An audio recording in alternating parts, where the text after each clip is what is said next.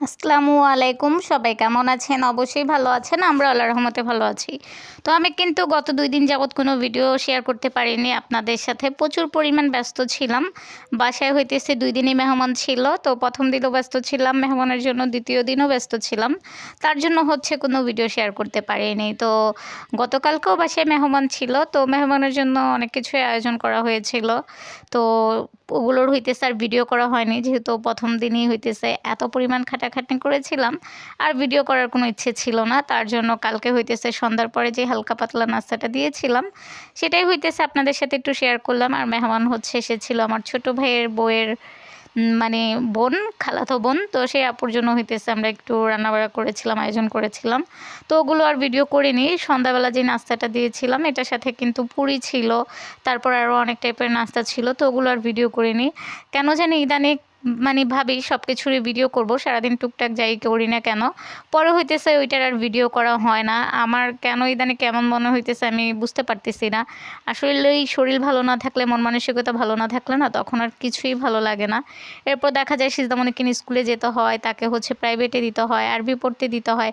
সব কিছু মিলিয়ে না ওরকম করে সময় হয়ে উঠতেছে না। তবে আগে আমার ভিডিওগুলো প্রচুর ভিউ হইতো, এখন আর আগের মতো হইতেছে না, জানি না কেন। আর এখানে কিন্তু এই খাবারটা আমার অনেক পছন্দ। এটা হইতেছে রুমালি রুটি আর ছিল হইতেছে চিকেন চাপ। তবে চিকেনটা আমার পছন্দ না, রুমালি রুটিটা হইতেছে আমার অনেক ভালো লাগে। চা দিয়ে খেতে ভালো লাগে বা হচ্ছে গরুর গোশের ঝোল দিয়ে খেতে ভালো লাগে। আর এখানে হইতেছে গিয়ে পিঠা বানানোর জন্য প্রস্তুতি চলতেছিল। তো আম্মু হইতেছে আজকে একটু ভাপা পিঠা বানাবে। ওই দিন মেহমান এসেছিল, ওই দিন আমি বানাইছিলাম ভাপা পিঠা, খুব সুন্দর হয়েছিল। তবে জানি না খেতে কেমন হয়েছিল, তো মেহমানকে তো আর জিজ্ঞেস করা হয়নি পিঠা ভালো হয়েছে কি না। তো কে এসেছিল, আমি কিন্তু ১ম দিনের মেহমানের কথা আপনাদের সাথে শেয়ার করিনি। মেহমানকে দেখে তো আমি এতটাই খুশি হয়ে গিয়েছিলাম, মানে সে এসেছে আমি ভিডিও করতেই ভুলে গেছি। তো আমি একটু আমার রুমের ভিডিও করে রেখেছিলাম, সেটা অবশ্যই পরে আপনাদের সাথে শেয়ার করব। আর এই তো এখানে কিন্তু আম্মু পিঠা বানানো শুরু করে দিছে। পিঠা একটা হয়ে গেছে, একটা না, আগে মনে হয় আরও ২-৩টা হয়েছিল। আসলে আমি খেয়াল করিনি, আমি ঘরের কাজ করতেছিলাম, পরে হঠাৎ দেখি যে আম্মু পিঠা বানাইতেছে। তার জন্য ভাবলাম একটু পিঠা বানানোর ভিডিওটা আপনাদের সাথে শেয়ার করি। শীতের মধ্যে কিন্তু গরম গরম পিঠা খাওয়ার মজাই আলাদা, সেটা যে কোনো পিঠা হোক না কেন। তবে ভাপা পিঠাটাও কিন্তু অনেক ভালো লাগে খেতে, কিন্তু আমি বেশি পছন্দ করি পুলি পিঠাটা। আমার কাছে পুলি পিঠাটা ভালো লাগে। কে হচ্ছে কি পিঠা খেতে পছন্দ করেন অবশ্যই বলবেন। আর সবার দাওয়াত রইল আমাদের বাসায় পিঠার, অবশ্যই পিঠা খেতে চলে আসবেন। আম্মু কিন্তু মাশাল্লাহ খুব সুন্দর পিঠা বানায়। আগে হইতেছে আমি কিছুই বানাতে পারতাম না, ইনশাল্লাহ এখন কিন্তু আমি অনেক কিছু রান্না বাড়া শিখেছি, তারপর অনেক টাইপের পিঠা বানাতে শিখেছি। আগে কিছুই পারতাম না, এখন হতেছে একটু একটু করে সব কিছু শিখে গেছি। তো ইনশাল্লাহ আমার খুব ইচ্ছে সিজদামণিকেও হচ্ছে আমি সব কিছু শিখাবো। দেখেন পিঠাগুলো কিন্তু মাশাল্লাহ অনেক সুন্দর হয়েছে, আর খেতেও ভালো হয়েছিল। আমার কেন জানি পিঠা তারপর হচ্ছে মিষ্টি জিনিসের প্রতি ওরকম কোনো ঝোঁক নাই। আমার কাছে হইতেছে লবণ জাতীয় জিনিস অনেক ভালো লাগে, আর সাথে হচ্ছে টকও ভালো লাগে। আগে হইতেছে প্রচুর পরিমাণ টক খেতাম, এখন তত একটা টক খাই না, তারপরেও ভালো লাগে। তো এই তো আমি হইতেছি আবার সিজদামণিকে নিতে আসছিলাম, সিজদামণিকে মসজিদে দিছিলাম পড়ার জন্য। তো পড়া শেষ, সিজদামণিকে প্রতিদিন দিয়ে যেতে হয়, আবার এসে নিয়ে যেতে হয়। ওই দেখেন আমার সিজদামণি কিন্তু চলে এসেছে। তো সিজদামণি প্রতিদিন যখন আরবি পড়ে আসে আমি তাকে প্রতিদিন জিজ্ঞেস করি, তোমাকে হইতেছে আজকে হুজুর কয় লাইন পড়া দিছে? তো সিজদামণির মাঝে সাঝে রাগ হয়, আমি তোমাকে বলছি না আমার আর কয়দিন সময় লাগবে পড়া শেষ হইতে।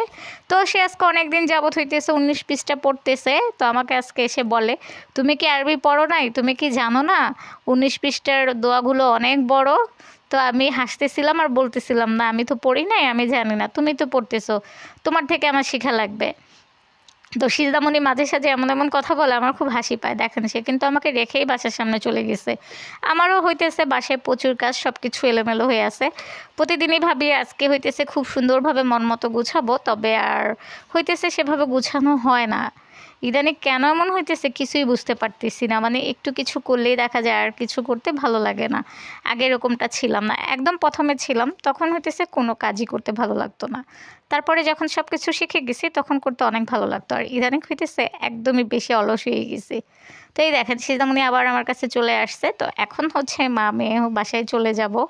বাসায় গিয়ে হইতেছে টুকটাক যতটুকু কাজ আছে ততটুকু কাজ সেরে নিব। তারপর হইতেছে আবার একটু বিকাল থেকে বাইরে যাওয়ার ইচ্ছে ছিল, মনে হয় না আর বাইরে যাওয়া হবে করে, যেহেতু বাসায় টুকটাক কাজ আছে ওগুলো এখন পর্যন্ত ভালোভাবে করা হয়নি। তো কাজ করে যদি সময় পাই তাহলে যাব, আর নয়তো যাওয়া হবে না। যদি যাই তাহলে অবশ্যই আপনাদের সাথে শেয়ার করব।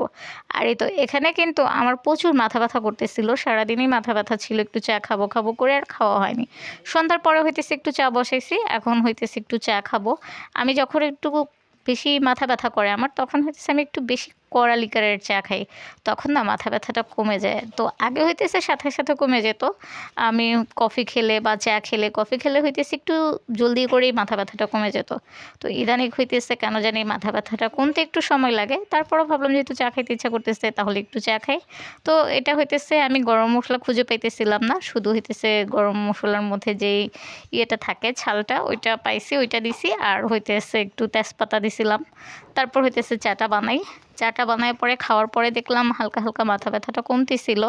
আসলে এই ঠান্ডার দিন তো, আর এভাবে হইতেছে আমার আগে থেকেই মাথা ব্যথার সমস্যা। একটু ঠান্ডা হলেই বা দেখা যায় বাইরে একটু ঠান্ডার মধ্যে বেশি ঘোরাঘুরি করলে তখনই হইতেছে আমার মাথা প্রচুর ব্যথা করে। তো এর মধ্যে মাথা ব্যথার সমস্যাটা অনেক দিন মানে একটু কমই ছিল। তো যখন থেকে আবার ঠান্ডা পড়েছে তখন থেকে আবার মাথা ব্যথার সমস্যাটা অনেক বেড়ে গেছে। তো আপনাদের সাথে কথা বলতে বলতে কিন্তু চাটা প্রায় হয়েই গেছে। আর আমি হচ্ছে কিন্তু পরে ভয়েস দিছিলাম। তো মাশাল্লাহ আমার হাতের চাটা ভালোই হয়, যারা এই পর্যন্ত খেয়েছে সবাই বলে। আবার অনেকেই আছে বলে তোর হাতের চা খেলে ফকির হয়ে যাওয়া লাগবে। কারণ আমি হচ্ছে প্রচুর চা পাতা আর হইতেছে গুঁড়া দুধটা একটু বেশি করে দিই যেন চাটা খেতে ভালো লাগে। চা বানাবো, চা যদি মনের মতো না হয় তাহলে তো ওই চা খেয়ে কোনো শান্তি নেই। আমি যেন কেন জানি সবার হাতের চা খেতে পারি না। আমি প্রচুর চা জাল দিই, জাল দিয়ে হইতেছে লিকারটা প্রচুর পরিমাণ একদম একটু তিতো তিতো ভাব হয়ে যায়। তারপর হইতেছে একটু হালকা চিনি দিই আর দুধটা একটু বেশি পরিমাণ দিয়ে তারপর হচ্ছে আমি খাই, যেন আমার কাছে খুব মজা লাগে। আমার কাছে যেটা ভালো লাগবে সেটাই তো আমার কাছে খেতে ভালো। আর যদি ভালো না লাগে তাহলে তো সেই জিনিস খেয়ে কোনো লাভ নেই। তার জন্য হইতেছে আমি একটু মজা করেই বানানোর চেষ্টা করি সবসময় চাটা, যেন চা হচ্ছে আমার মন মতো হয়।